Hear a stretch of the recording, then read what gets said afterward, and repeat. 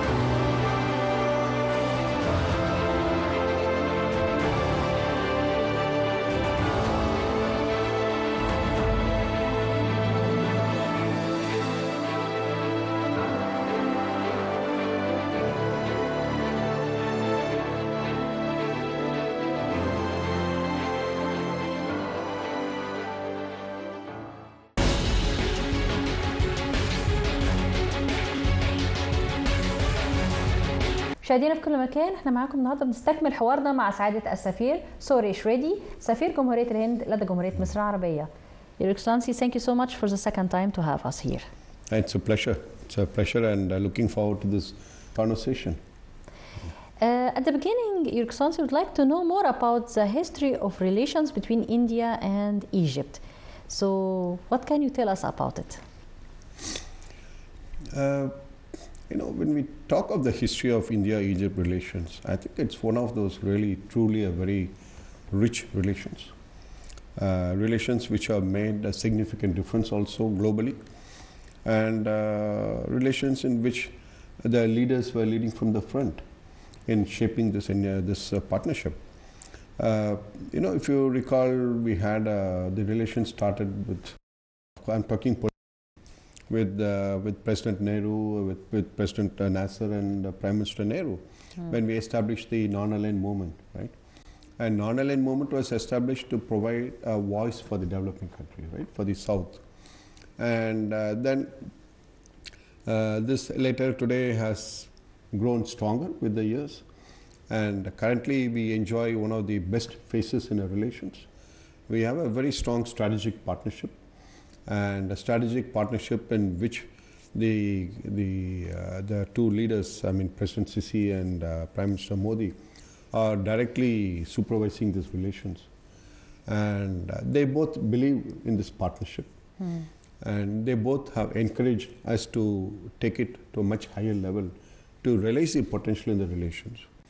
If you look at on the people front, naturally we have been having a very historically strong relations between the people of Egypt and of India. If you remember Saad Zaghloul, he was corresponding with the Mahatma Gandhi, and in fact Saad Zaghloul had written that he got his inspiration from the role played by Mahatma Gandhi in achieving independence in a non-violent manner. And when we even today, because of the strong connect between the people and culturally, that we established the first cultural center in Egypt. Globally, that is the first Indian cultural center established. It was established in 1992. And then what the change, what you'll find today is in the economic relations.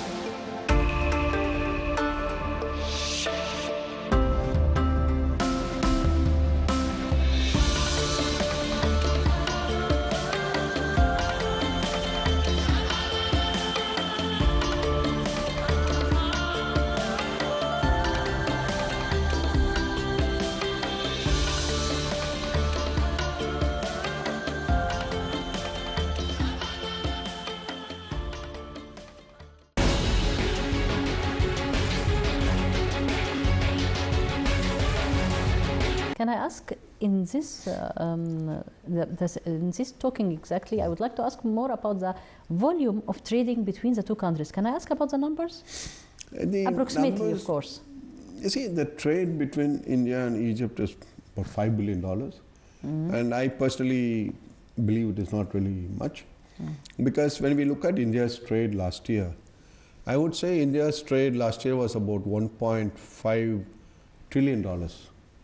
Roughly $1.5 trillion. And in this, when we look at this large number and then when we look at $5 billion, obviously there's a lot more we can do between India and Egypt. And frankly, can I ask about the field of the trading that they have? It's India which is exporting more. We are exporting more manufactured goods. We're exporting more chemicals. Of course, we're exporting meat and rice and stuff. Basically, our products are supporting the Egyptian industry. They are helping the Egyptian industry to grow bigger and become more dynamic. And from Egypt, we are importing a lot of, we are importing fertilizers, we are importing phosphate, and also some food items. But I want to see, today we have the famous Egyptian strawberries and oranges in Indian supermarket. But I want to see also the pomegranate from Asyut. We want to see that Ruman from Asyut also in the Indian supermarket.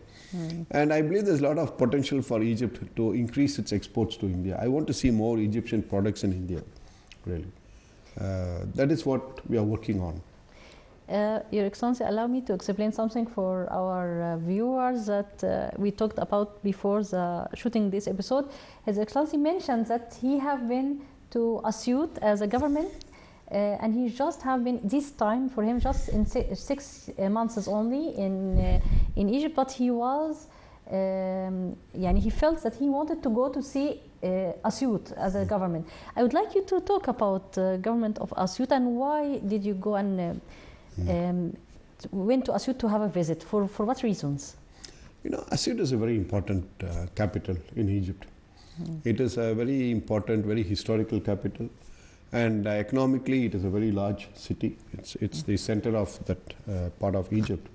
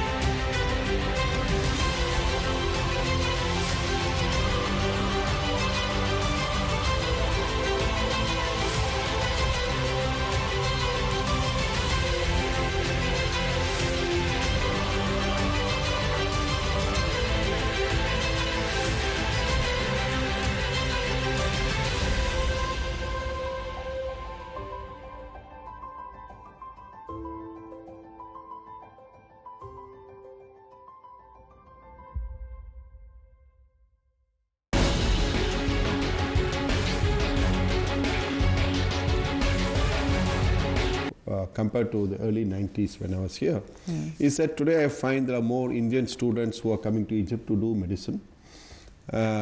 We always had students in the Al-Azhar University.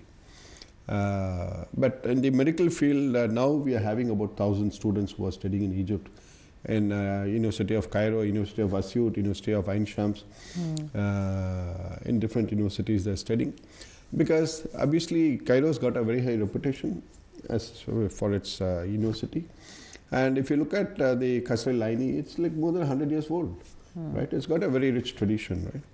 But getting back to this academic collaboration and cooperation, we offer two kinds of fellowships.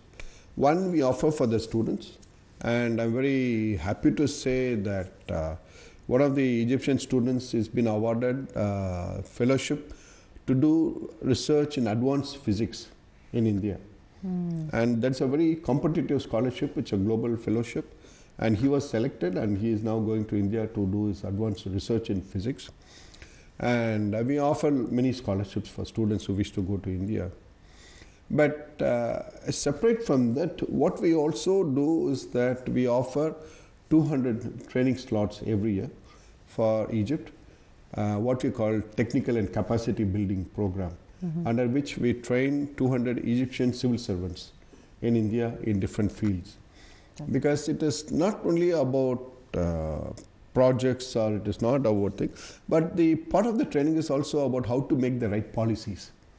That is very important, because when you make the right policy, obviously the rest of the things will go more smoothly, and the government will be able to achieve its objectives. And so we share our experiences with our friends from the developing countries. And that is what it's about. It's called ITech. That's great. Your Excellency, India and Egypt are both a big agriculture countries. Does this mean that they have a cooperation in the field of agriculture, especially the agriculture researches? Yes. It's a very important area of cooperation. I keep in contact with His Excellency the Minister for Agriculture regularly, and we are collaborating with the ARC, the Agriculture Research Center, and we are looking at different fields. We are looking at sugarcane, we are looking at sericulture, we are looking at rice, wheat. We are looking at cooperation across different areas. As I mentioned, India is globally one of the biggest agricultural countries, and so we have large numbers of centers of excellence in different fields. In fact, I should say that the Indian Council for Agriculture Research, which is the nodal organization for research in agriculture, they have more than 8,000 scientists covering different fields of agriculture. So naturally, there's a very rich talent and knowledge in India, and that is what we are using to collaborate with Egypt. That's great. And what about investment? Can we know more about the volume of investment in Egypt, the Indian investment here, or the opposite? As our economy is growing, you're aware that today we are already going to be almost a $5 trillion economy. And so it is basically this Indian growth is led by the private sector. And today we have companies like, say, if you look at the Reliance Industries, for example, their market cap is something like almost $350 billion. Or if you look at the Adani's, who's similar, again $300 billion something.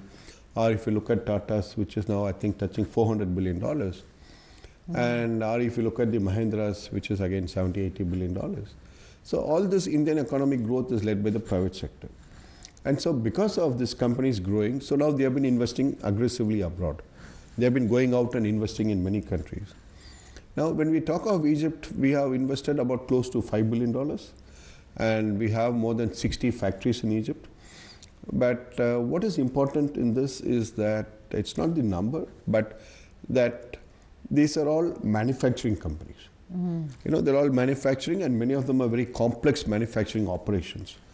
And one important point which I want to mention is that the single largest investment in a manufacturing factory in Egypt is by an Indian company. The single largest investment. And what is the by field any country? Of it is in the chemicals. And okay. The total investment they have made is $1.6 billion. That's the largest investment in Egypt in a manufacturing unit, and which we are proud about. And because of that, it has encouraged more Indian companies to come.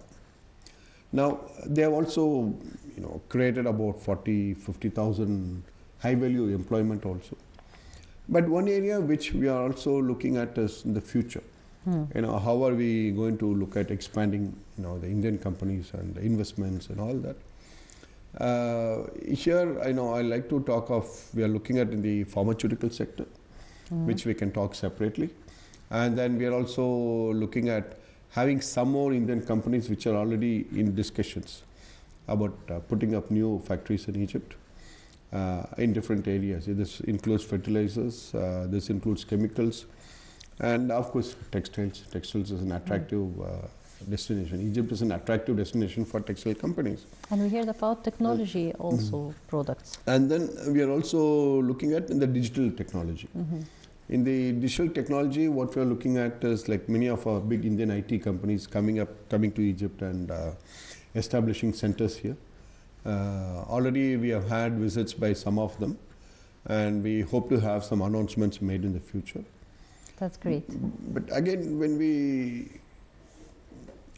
look at the areas of investment, Like recently you would have seen in the paper, in the hospitality sector also, we have one of the big Indian hotel chains. They came to Egypt. And this is in the tourism sector. In the tourism sector. Yes. They are going to be investing in the hospitality chain in Egypt.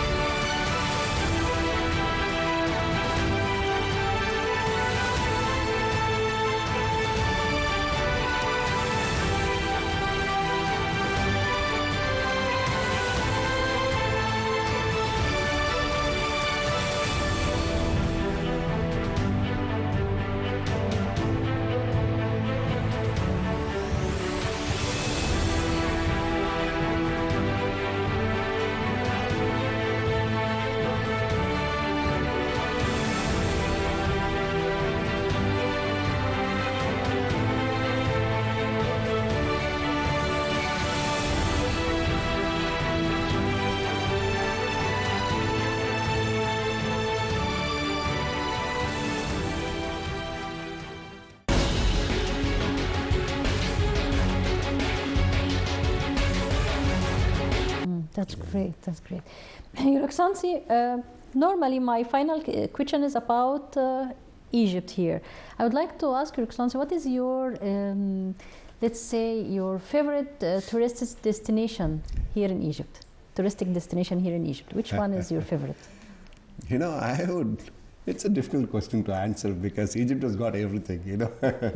It's a pleasure to be in the pyramids because it is, you know, equally beautiful to be in Sharm el-Sheikh by the beach or in the waters in Hurghada if you want to do scuba diving or something. Or you simply sit on the felucca on the river Nile. You know, so nice. I enjoy them. I've done all of them and I really enjoy them. But the one difference again I would say is the Grand Egyptian Museum because this was not there before, and so I like to go to the Grand Egyptian Museum. And it's such an impressive project, you need to have a lot of time to visit it. But I personally really enjoy downtown of Cairo, the old Cairo. It is beauty, it is beautiful, it's historical, it is civilizational, and it is really a pleasure to walk in the streets of Cairo and enjoy what Cairo has got to offer. Walking in the streets of Cairo makes me also would like to ask about the Egyptian cuisine. Your Excellency, did you try the Egyptian cuisine? And what is your favorite dish in it? Yeah, I love Egyptian cuisine. I mean, whether you're talking about koshery or kebab, whatever it is, you know, I've eaten all of them. Regularly I eat. But I think for me, maybe I like molokhaya. I like molokhaya, and also falafel is nice, no doubt about it. Sambasek is taban. Yeah, but I like my koshery a bit spicy, you know, with more pepper in the koshery, you know, which you don't make normally, right? So it adds a lot of taste to it. Fitir is nice to eat. Wow. So you really like the Egyptian cuisine. Yeah. Your Excellency, thank you so much for this nice time and for all this information that you shared with us in the 2 episodes that we have been with you. Thank you so much, Your Excellency. No, thank you. And For me, I'm very happy we are doing this episode now, because we're also going to be celebrating 77 years of our independence. And we had established diplomatic relations with Egypt in 1947. And so it's quite a old historical relationship. And for me, it is really a matter of pleasure to talk to you, to your viewers, to your audience, and share the story of success of our partnership, the success of our strategic partnership. So thank you for giving me this opportunity. Thank you, سير. مشاهدينا في كل مكان، وبكده انتهى لقائنا مع سعادة السفير سوري شريدي، سفير جمهورية الهند لدى جمهورية مصر العربية. بشكركم جدا لحسن متابعتكم، واشوفكم على خير في لقاء آخر. إلى اللقاء.